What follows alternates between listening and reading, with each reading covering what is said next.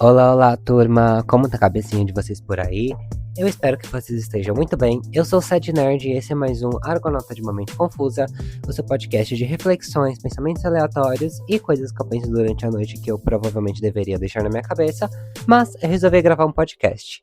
Desde já, eu já gostaria de pedir, como sempre, para que vocês seguissem o @Argonauta Podcast no Instagram, no TikTok e ouçam a gente no YouTube Music, no Deezer, no Spotify, avaliem o podcast, compartilhem. A gente está sempre fazendo o melhor para trazer coisas novas. Inclusive, recentemente tivemos um rebranding, uma mudança de logo e arte. Inclusive, caso vocês queiram que eu fale mais sobre isso nas redes sociais, eu posso fazer um videozinho explicando da onde saiu a minha ideia, por que eu quis modificar a estética do podcast.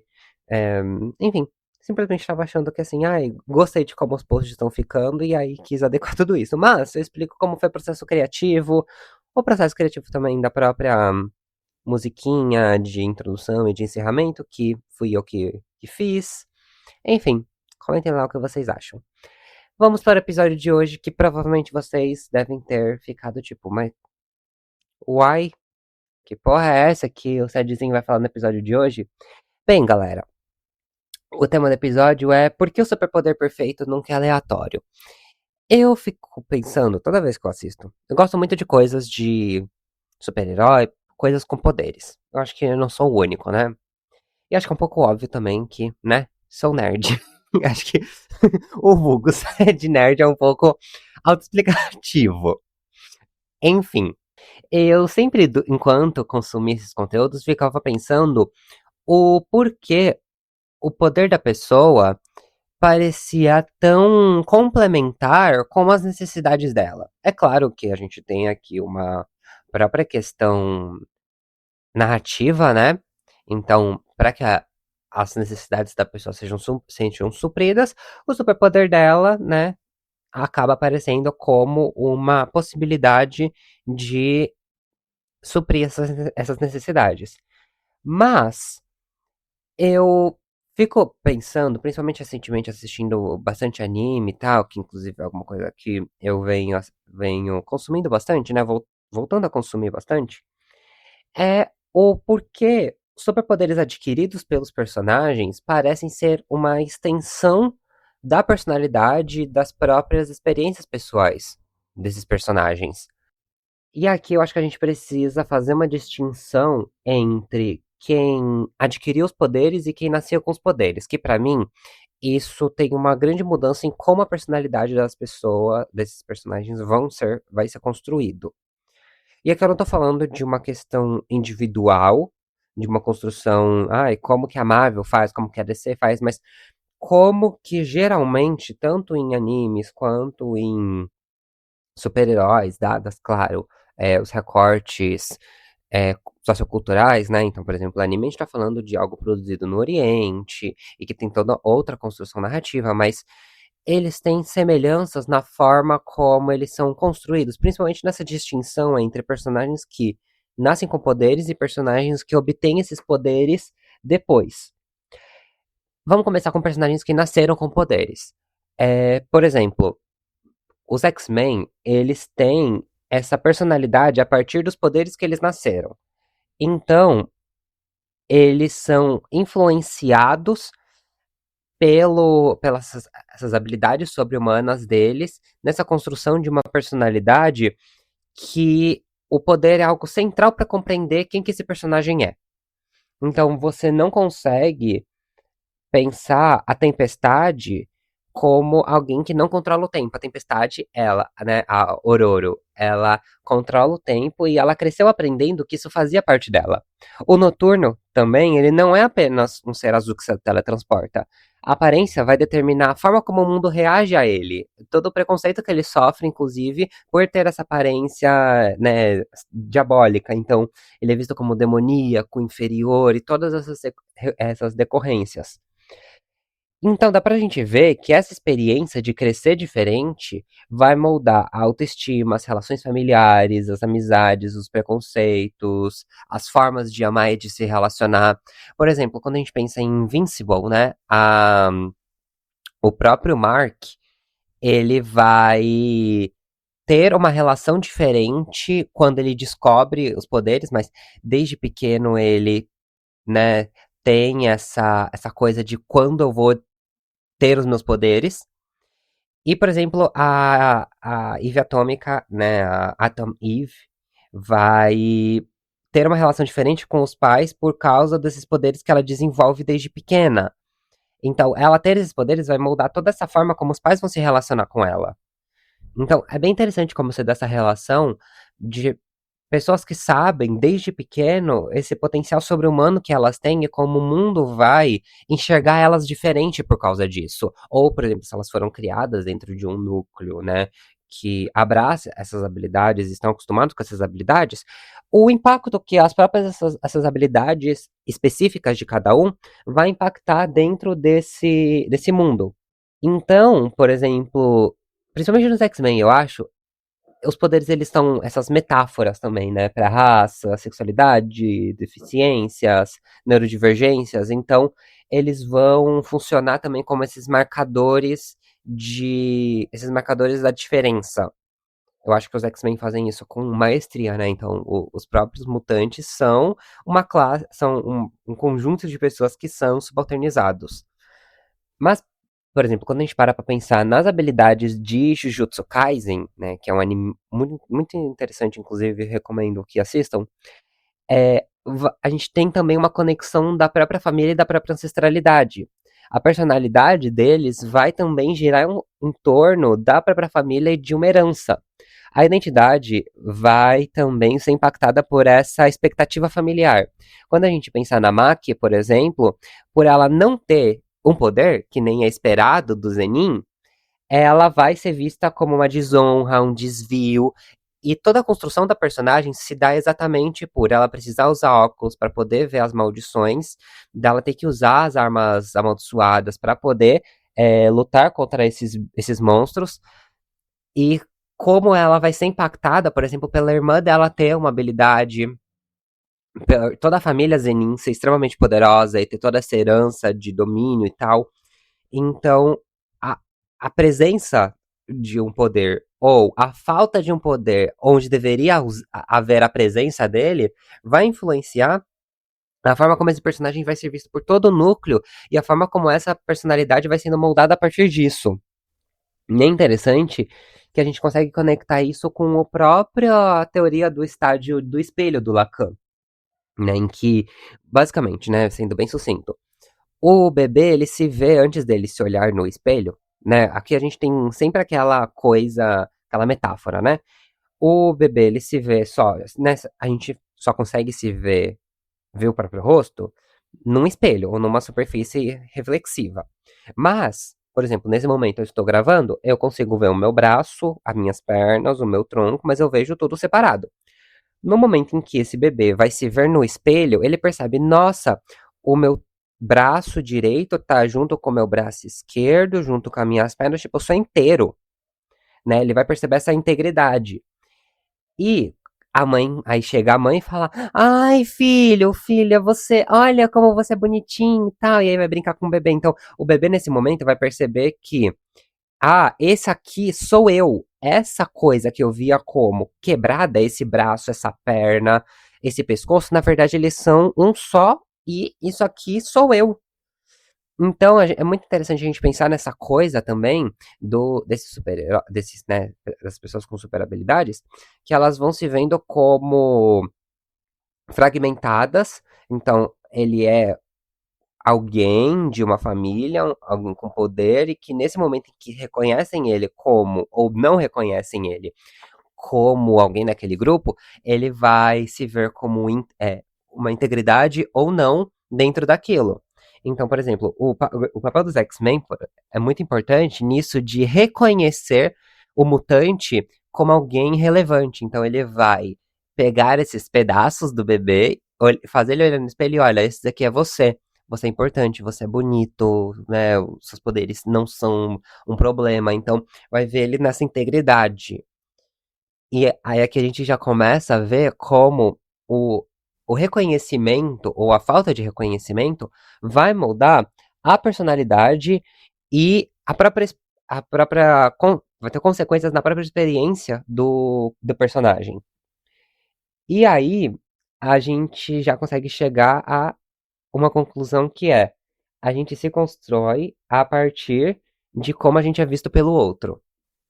Se você é visto como um problema, como por exemplo o Noturno foi visto, né, demoníaco e tal, ele vai se ver como um problema, até que alguém ajude ele a ajustar esse olhar e falar: olha, você só é diferente, mas não tem nenhum problema nisso.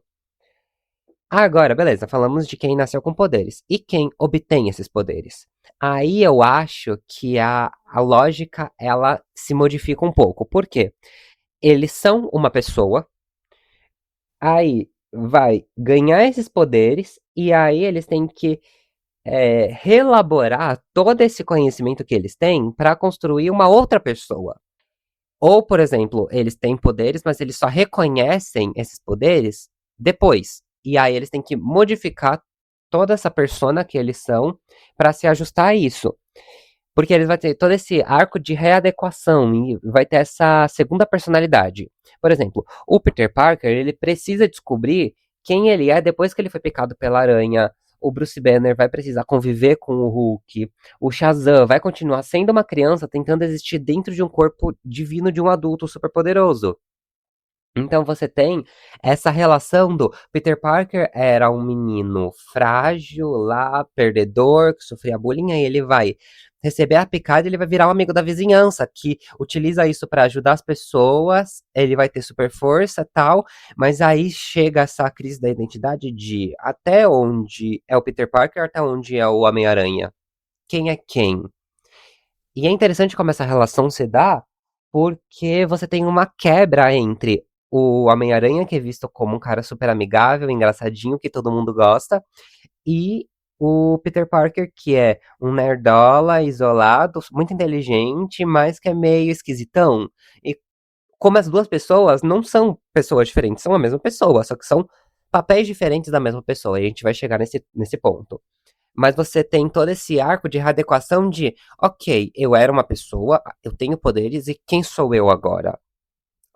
O que isso me torna? Por exemplo, eu gostaria de citar dois livros, né, que é uma duologia, que é Vilão e o livro Vingança. Os dois são da Vishvab, uma autora muito boa. Ela escreve tons de magia, né, o tom mais escuro de magia, enfim. É uma trilogia fantástica, super recomendo. Quem já é do mundinho de livros de fantasia, com certeza já ouviu falar dessa trilogia.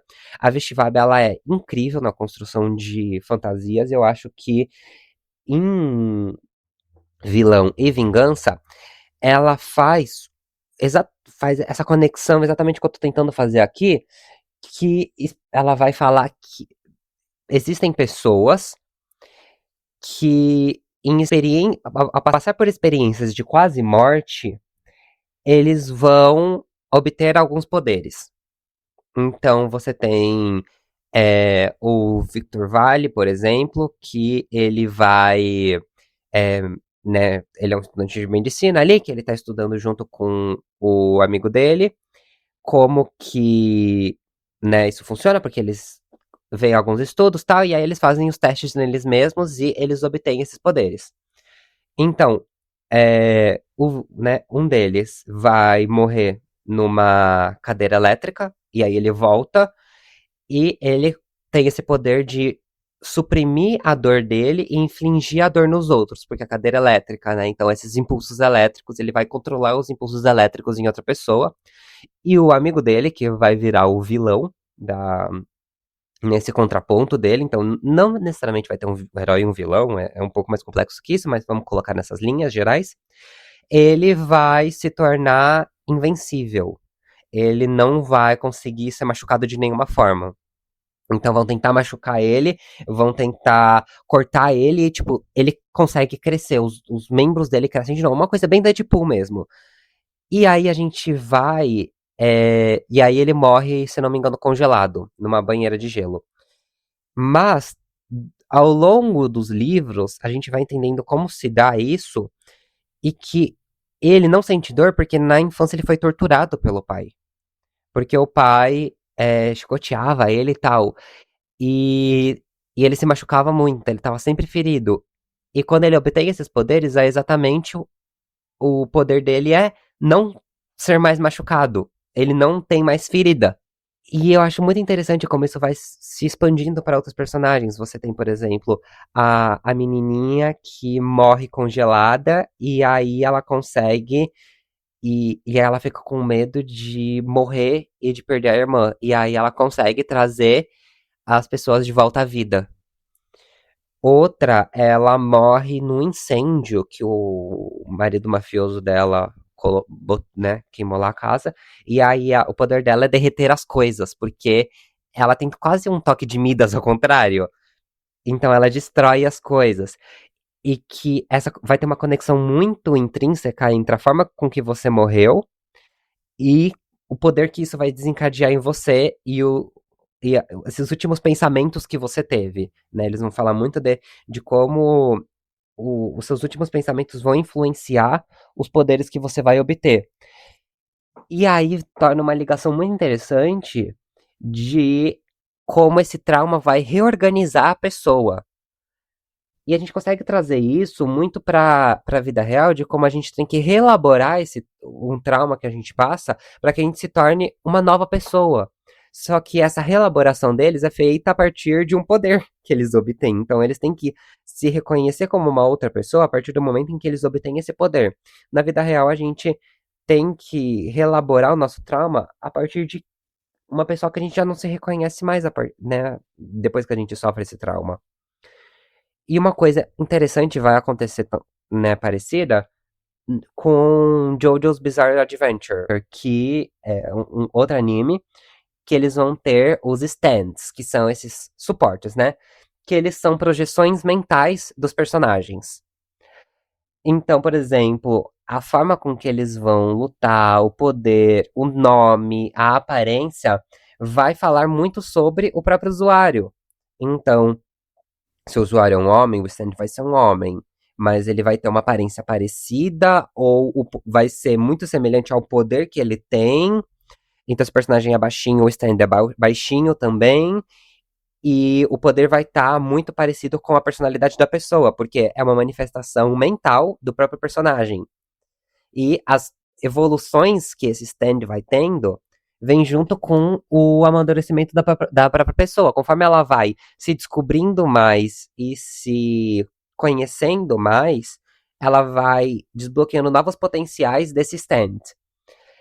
E é interessante que eles vão ser não só projeções de quem eles são, mas projeções também, de certa forma, de quem eles foram, a partir do momento em que eles tiveram contato com as flechas, né, que vão dar os poderes, vão liberar os stands. Porque é isso, você tem, nem toda pessoa que tem contato com essa flecha, ela vai, né, não vou dar spoiler do que isso significa, mas ou a pessoa morre, ou a pessoa sobrevive e obtém esse stand. Então você também parte dessa experiência de quase morte. Então é uma reelaboração do próprio trauma também. Então é muito interessante a gente ter essa conexão da obtenção dos poderes com você quase morrer. O Flash, por exemplo, ele, né, ele tem com um raio que bate nele com um monte de químicos ali que dá poderes pra ele. O Capitão América, né, por meio de um experimento que quase mata ele. Então, essas experiências de quase morte que vão fazer com que a pessoa quase tenha uma segunda vida a partir desse momento, em que ela vai ter que separar quem ela foi e quem ela é, mas ela não deixa de ser quem ela foi, né? É uma outra faceta dela, mas que ela tem que reelaborar toda essa nova personalidade a partir do momento em que ela tem novas possibilidades de viver com aqueles poderes, que eles vão impactar, seja fisicamente, né, nas mudanças é, fenotípicas que aquilo vai gerar, seja uma nova cor de pele, uma deficiência que você vai né, ter, sei lá, uma cor de cabelo que vai mudar, sei lá, e da personalidade que aquilo vai impactar também a forma como seus poderes vão se manifestar. Então, um poder que você vai conseguir produzir a partir da raiva, da alegria, da tristeza, e de como também o seu estado emocional vai impactar como esse poder ele vai aparecer. Então, por exemplo, quando voltando para os stands em Jojo, o Jotaro, o stand dele vai ser produzido a partir da força, da precisão, do autocontrole. O Star Platinum, né? O nome do stand dele é isso, é essa força que ele é preciso, mas ele é muito forte, ele tem esse autocontrole que nem o Jojo ele é muito centrado no que ele quer. O Ron, por exemplo, o Ron Kashibe, né? O Ron Kashibe, ele vai transformar pessoas em livros. Isso vai se conectar perfeitamente com a profissão dele. Ele é um mangaka, né? Um artista que desenha mangás. E ele é obcecado em conhecer pessoas e conhecer histórias. Então, o poder dele é conseguir ler as pessoas como se elas fossem livros e escrever em cima delas. O Killer Queen, né? O Killer Queen, acho que é o Killer Queen. O stand do Kira, que vai eliminar vestígios, exatamente como o Kira que gostaria de viver sem rastros, né? Ele é um assassino, então ele não quer deixar rastros, e o stand dele faz exatamente isso. Mata sem deixar vestígio nenhum. Então a gente consegue perceber essas conexões entre quem o personagem é e quem o stand dele se manifesta, e essa conexão que vai tendo entre personalidade e personagem. E é interessante que, nesses casos, o medo vai virar monstro, uma culpa vai virar uma maldição, um desejo vai virar esse poder. Né, essas questões inconscientes, elas vão tomar formas físicas. E eu acho que é esse um dos grandes pontos. Como o inconsciente, o não dito, ele vai tomar uma proporção daquilo que se é agora. E talvez, pensando nisso, revele a nossa vontade de conhecer esse inconsciente. Se a partir do momento que eu tenho uma projeção física do meu inconsciente, da minha mentalidade, eu consigo expor muito mais facilmente quem eu sou e como eu me posiciono nesse mundo. E, né, vou trazer aqui a fonte do episódio. De novo, citando a Butler, né, no Giving an Account of Oneself, o relatar a si mesmo. De novo, reforçando, ela vai falar nesse texto que a gente não se conhece completamente e quando a gente responde a pergunta quem é você, a gente narra quem a gente é a partir de uma fantasia que a gente cria. E esses poderes, eles vão ajudar nesse fato de colaborar para que a gente ajude a entender quem nós somos. Quando a gente vê a centralidade que esses poderes vão tomar na narrativa de quem é essa pessoa, porque você não consegue falar quem é Peter Parker sem falar do Homem-Aranha. Você não consegue falar quem é Bruce Banner se não falar do Hulk. Então a gente vai conseguir entender o motivo de porque eles tentam separar o anônimo do personagem. Quem é o Clark Kent? Quem é o Superman? Você vai ter essa separação de um cara muito mais que se apresenta de forma muito mais tímida, muito mais é, introspectiva do Superman, que é o cara carismático, bonitão. Então você tenta ter essa separação, mas eles são a mesma pessoa. Então é interessante que para quem não é um super-herói, o superpoder ele vai se manter primordial para entender quem as outras pessoas são. E não importa se aquela narrativa ela é verdadeira ou não é, ela vai ajudar a organizar quem a gente é. Quando a Butler fala, né, que a gente cria uma fantasia para narrar quem a gente é, não é uma mentira que a gente está contando, muito pelo contrário. É algo que de fato a gente acredita, mas é uma fantasia, é algo elaborado pela nossa cabeça. Porque a gente não se conhece completamente, né? O inconsciente o próprio Freud dizia, né? A gente não é mestre na própria casa, a gente não se conhece completamente. É como se a cada gaveta que você abrisse, você não conseguia ver direito o que tem naquela gaveta. Você descobriu uma nova gaveta todo dia na sua casa. Você fala, gente, o que é isso aqui que eu nunca tinha visto? E é isso, o inconsciente é essa nova surpresa que a gente vai tendo a cada dia. Só que os poderes eles se colocam nesse lugar de ajudar a expor alguma coisa que nós mesmos não conseguimos aceitar. Por exemplo, o Hulk, ele é essa raiva na última potência do Bruce Banner. Então, a partir do momento em que ele consegue entender que a raiva é o que produz o Hulk, ele vai conseguir controlar a própria raiva e manejar aquilo. Então, ele vai utilizar a raiva como uma ferramenta para ativar o Hulk no momento em que ele precisar. E é, por exemplo, o Demolidor. O Demolidor vai ser a forma como ele não vai ser só um advogado que tá lá. Ele vai agir na justiça, né? O advogado e o Demolidor estão ali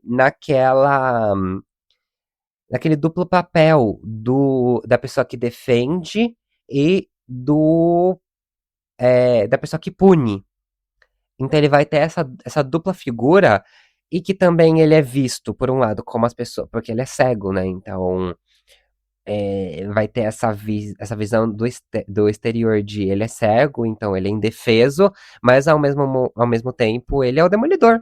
Ele não precisa da visão para conseguir ser um super-herói, um justiceiro super poderoso. Porque ele tem essas habilidades sobre-humanas, que dão para ele, inclusive, mais independência do que uma pessoa comum. Então é interessante como o poder ele ajuda a entender a profundidade daquele personagem, a complexidade daquele personagem. E aí me faz pensar também no Erving Goffman. O Erving Goffman é um sociólogo que ele vai falar no texto dele, a representação do eu na vida cotidiana, que todos nós interpretamos papéis sociais. É isso. A gente tá sempre alternando entre papéis. Então tem o Sad Nerd filho, o Sad Nerd namorado, o Sad Nerd irmão, o Sad Nerd trabalhador. Então sempre vai ter essa alternância de papéis sociais em que a gente vai ter que se adequar ao local em que a gente tá e qual papel a gente vai interpretar naquele momento. Isso não faz com que cada papel ele seja falso. Eles não são falsas personalidades nossas. Eles são partes da nossa personalidade. É essa a graça. Quem você é no trabalho não é uma mentira, é uma parte de você. Né? Se você não mente no trabalho, se você não é aquela pessoa que se faz. Mas até você se fazendo, você tá ali atuando no papel da pessoa que se faz. Então, não é que a pessoa no trabalho, o pai, né, sei lá, quando eu for pai, eu não vou deixar de ser irmão, eu não vou deixar de ser filho. Eu vou só assumir um outro papel. Mas eu, naquele papel, vou agir diferente de quando eu vou agir com meu namorado. Então, você vai tendo que se adequar ao espaço e às pessoas que estão naquele lugar, porque o ambiente sugere outro tipo de papel para ser atuado. E é isso que o Goffman vai dizer. E é interessante como isso se conecta perfeitamente com o personagem. Então, existe o Clark Kent, existe o Superman, existe o Peter Parker, existe o Homem-Aranha, existe o Bruce Wayne e existe o Batman. Essa identidade ele vai existir porque nenhum indivíduo ele vai conseguir sustentar todas as versões de si mesmo ao mesmo tempo.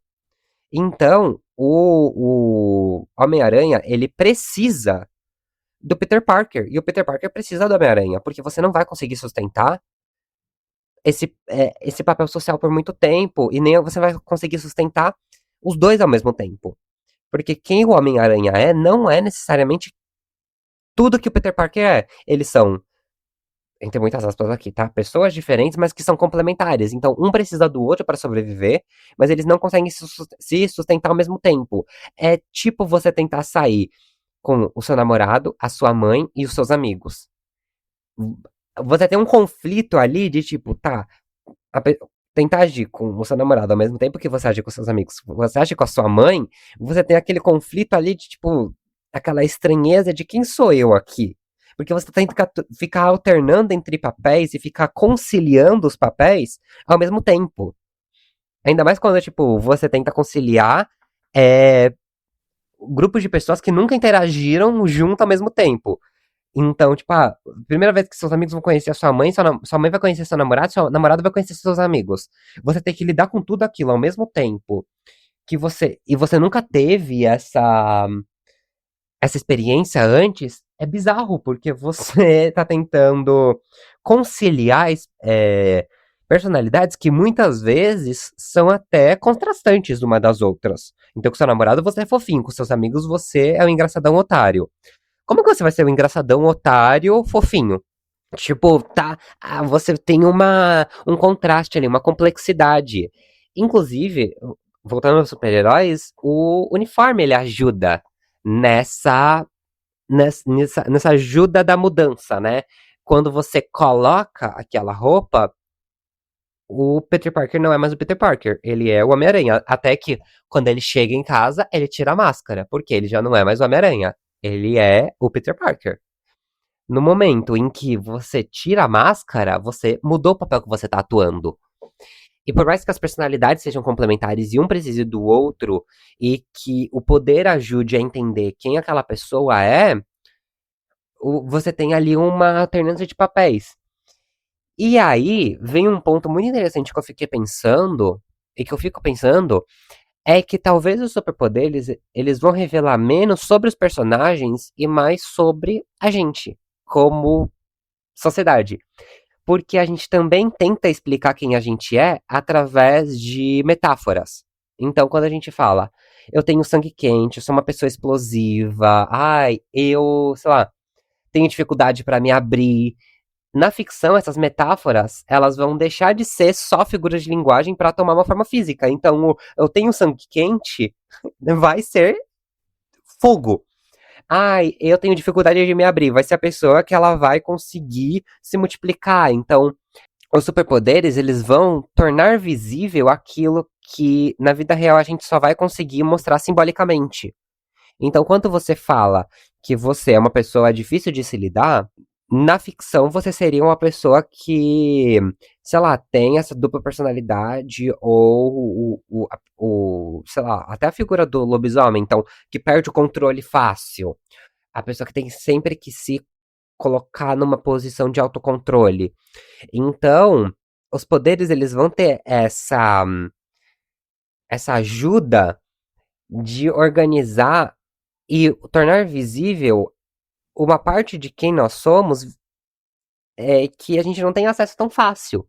Então, talvez a pergunta que a gente tenha que se fazer é porque a gente precisa imaginar que a identidade tenha uma forma visível. Por que a gente cria super-heróis? É simplesmente pela nossa vontade de ter uma habilidade que a gente não tem?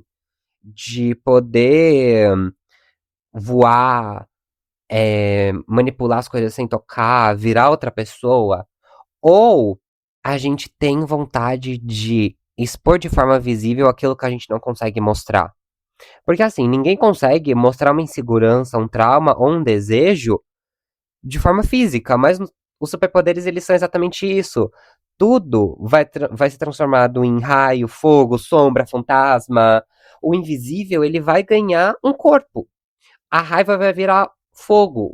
O ódio do Bruce Banner vai virar o Hulk. Toda essa vontade do Peter Parker de querer se sentir potente vai virar o super-herói, a força, a elasticidade. E talvez justamente por isso que essas histórias façam tanto sentido. Porque no fundo, todo mundo gostaria que existisse um jeito de olhar para alguém e entender quem ela realmente é.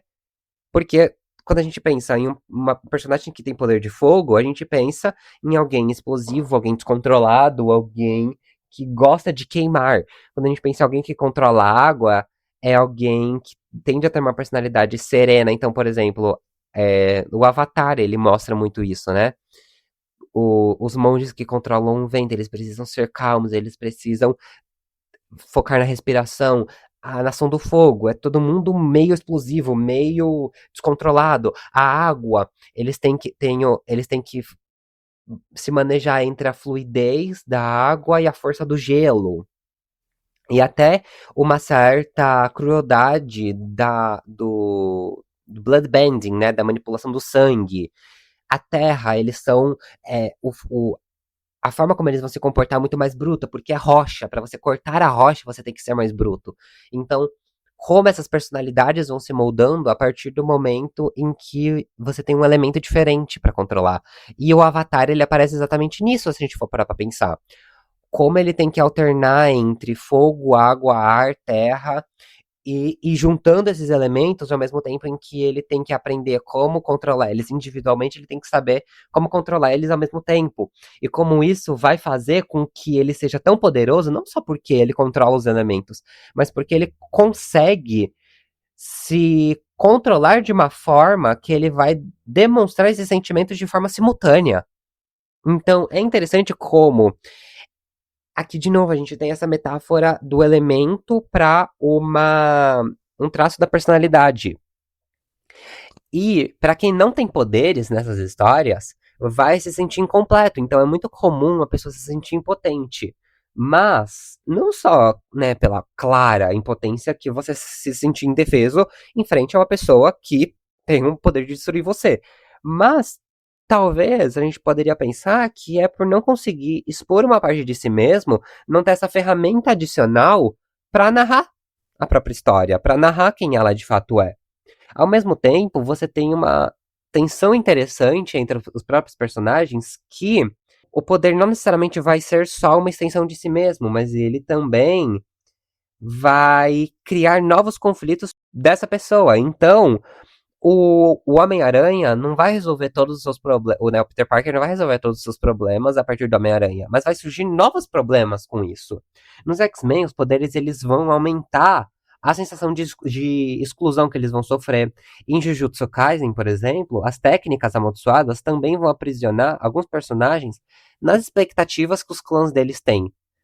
Então, todo a construção do personagem também, ao mesmo tempo em que o poder vai ajudar ele a exprimir os sentimentos e partes dele que ele não consegue exprimir de forma. Que não conseguiria exprimir de forma física, senão pelos poderes, então também vai gerar outras formas de conflito. E isso é muito interessante porque você nunca tem uma resolução de.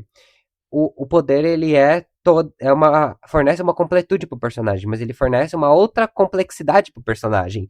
E no final, é quase esse processo de, no momento em que eu torno visível algo que eu não tinha conhecimento da minha própria personalidade, da minha própria história, eu não tenho uma resolução daquilo, eu tenho mais questões para lidar. É quase como um processo psicanalítico. Então, no momento em que você começa a destrinchar o seu inconsciente, começa a trazer à tona aquilo que foi recalcado, você não está resolvendo problema nenhum, você está trazendo novas questões para si mesmo, novas nuances para você mesmo. E é interessante a gente pensar que se esse fascínio pelos superpoderes existem exatamente para pensar que a gente gostaria de que a nossa personalidade fosse vista tão claramente quanto um raio que sai da nossa mão. Ai, tô com raiva, soltei fogo. Talvez a gente queria que fosse fácil assim, muitas vezes. Isso claramente é muito mais fácil do que você se permitir ser vulnerável, você conversar, você falar sobre si mesmo que de forma incompleta, e se permitir ser lido, julgado e rejeitado e acolhido pelo outro nessa vulnerabilidade que você vai expor. Porque é isso, né? No momento em que você consegue apresentar a própria personalidade, apresentar uma parte do inconsciente de uma forma sobre-humana, você torna quase inútil, vamos dizer assim, você precisar expor certas vulnerabilidades, porque o seu poder vai fazer isso por você. Mas, ao mesmo tempo, é nessa vulnerabilidade, nessa presença da vulnerabilidade, que vai fazer com que o personagem também consiga, muitas vezes, controlar esses poderes e reelaborar eles de uma forma que torne eles mais fortes, porque ele vai ter mais autocontrole em cima daqueles poderes.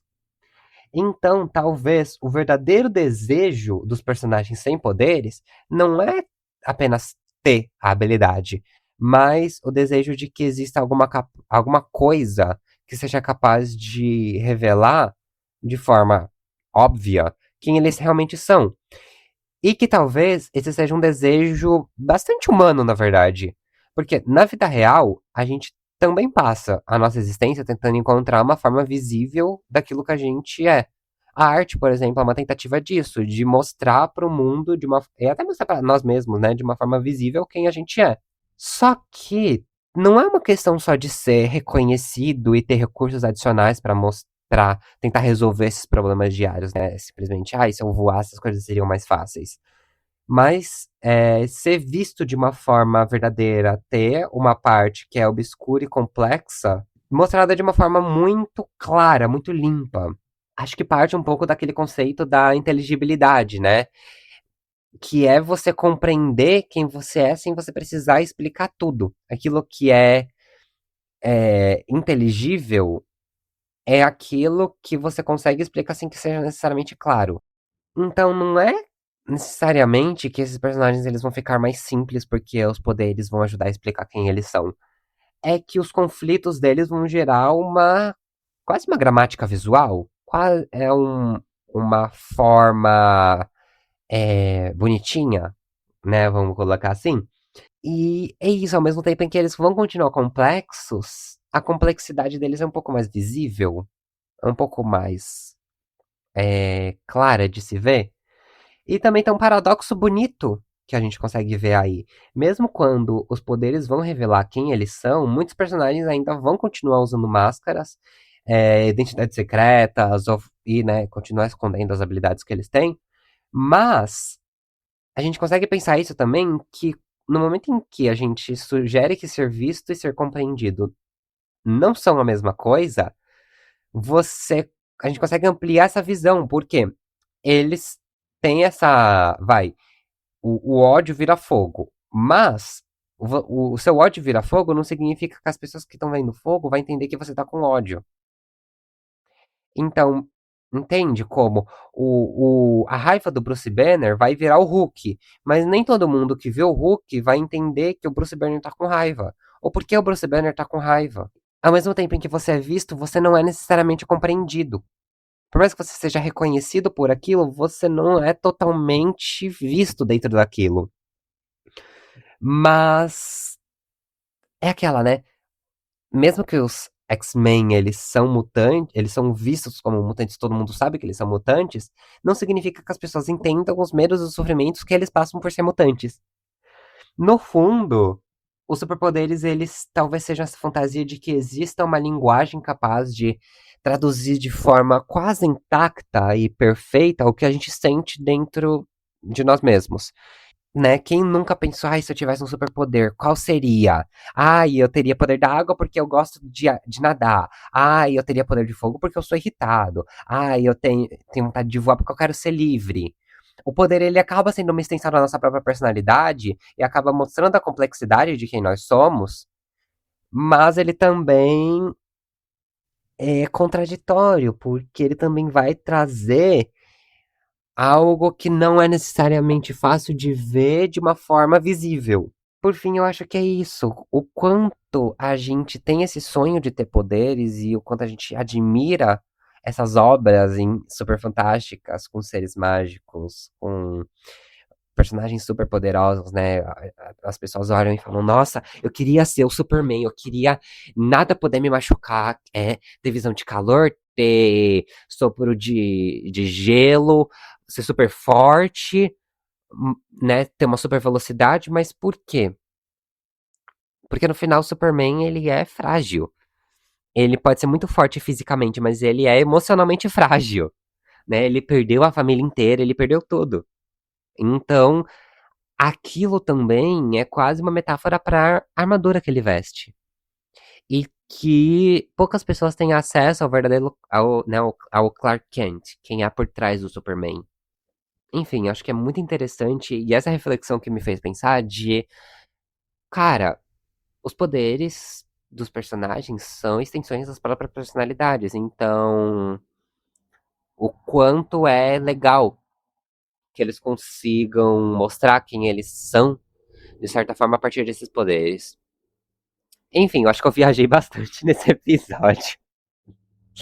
Mas acho que é um pouco disso que eu queria falar. Tipo, tentem prestar atenção seja no seu filme de fantasia, no seu livro de fantasia preferido, no anime que você gosta. para pra perceber o quanto o uso dos poderes, desses superpoderes, são importantes pra compreensão daquele personagem. Ele não é limitado, né, a esse poder, mas é muito importante pra compreender quem ele é. Eu acho que essa distinção entre quem ganha poder e quem nasce com poder modifica a forma como uma pessoa se vê e ela se constrói como personalidade e como pessoa. Enfim, gente, acho que isso é tudo por hoje. Eu espero ter bagunçado um pouquinho a mente de vocês ou ajudado a organizar algumas ideias. Um abraço e até a próxima semana. Esse foi o Argonauta de uma Mente Confusa, seu podcast de reflexões. Se alguma ideia ficou reverberando, se algum verso te atravessou, então a viagem valeu a pena. A gente se encontra na próxima travessia, gente. Até a próxima semana. Beijo, beijo. Tchau!